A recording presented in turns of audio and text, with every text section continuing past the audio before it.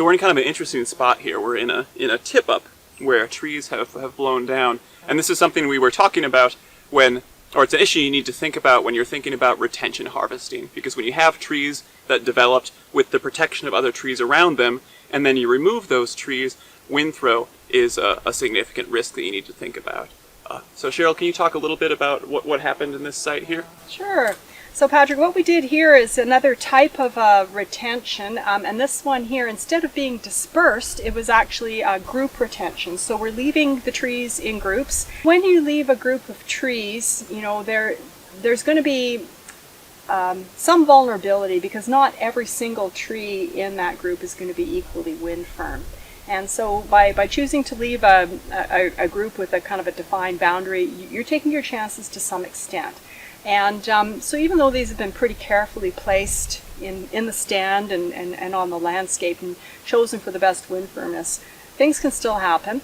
And here, within 1 year after harvesting, there was an unusually strong windstorm. So this was one that came on an Arctic outflow from the northeast, and it blew all of these trees down in a single direction. Mm-hmm. So when you're looking at a tip-up and you're wondering, could it have been that these trees had root disease? No, if they all blew down in the same direction, you can see right away that this was a wind incident, a single wind incident, and it was an unusually strong one. We had blow down all over this forest, even in completely untouched stands that had not been harvested at all. So it was unfortunate. It broke it up a little bit, but it's part of the risk, and it's part of the natural disturbance pattern of the forest that from time to time, every few decades or so, we'll get one of these strong winds. So this was more the result of bad luck and just the chance you're taking when you do something like this, and not because of poor choice of the leaf trees? Yeah, well, a little both. I mean, in that we did leave these groups here with a specific purpose in mind for research, but it's not my ideal system because it does have a little more risk. When you leave a group with a contiguous boundary,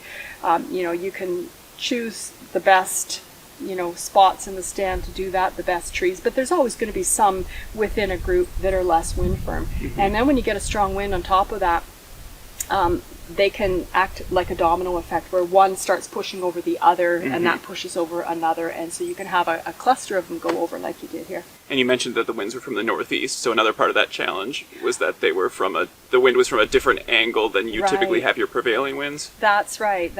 So typically the winds that come in on storms here are coming from the southwest, from the Pacific systems that flow in here on a regular basis almost every winter, and we get some pretty strong winds, but these other Arctic outflows, they're comparatively rare. Okay. And still, I would say overall in my experience, the position on the topography has something to do with it too. We're in a little bit of a saddle between two valleys, and wind tends to funnel over these ridge tops, and so it is a slightly more vulnerable location on the topography, and we do know how to identify these. So risks are taken, and sometimes you don't get lucky. And one thing that I want to point out for the students is we can see lots of fine roots sticking out of these tip-ups, roots that are just 1 or 2 centimeters. And I've learned before that if a tree was relatively healthy and did not have root rot and is blown down by the wind due to something like this, or maybe it was just very shallowly rooted because of bedrock or a high water table, you'll see that those fine roots. But if a tree has been weakened by root disease and it blows down, when you look at the tip up, you're not going to see these smaller roots. You're going to see big roots that have broken off. And so that's what tells you the difference. Did this tree blow down just because of wind, or was it weakened severely by root rot, and then wind was just the final straw that broke it over? Exactly, absolutely. Do you have issues with root rot in stands like this? Absolutely, yeah. Root rot occurs in pockets all throughout this research forest. So, we do see trees that are tipping over, and we see tip-ups that, like you say, you go and you look at them and you examine them and you see that, bigger roots have broken off, and you can usually identify it pretty readily.